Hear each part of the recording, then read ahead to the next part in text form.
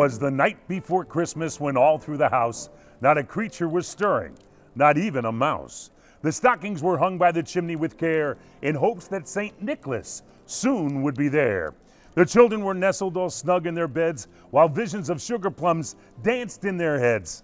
And Mama in her kerchief and I in my cap had just settled our brains for a long winter's nap.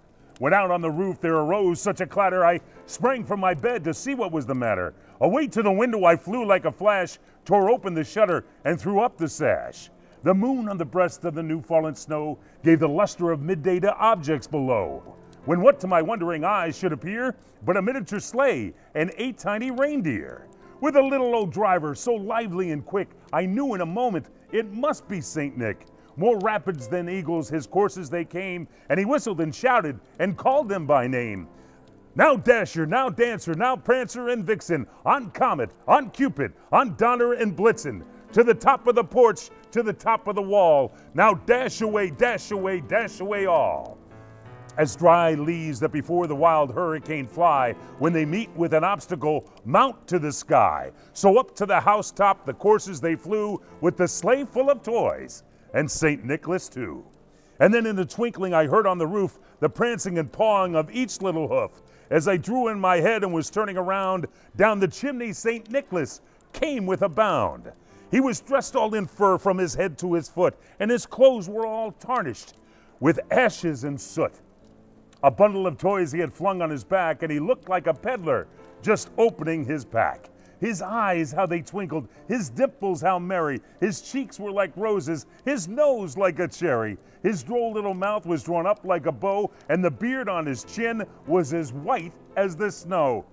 The stump of a pipe he held tight in his teeth, and the smoke had encircled his head like a wreath. He had a broad face and a little round belly that shook when he laughed like a bowl full of jelly.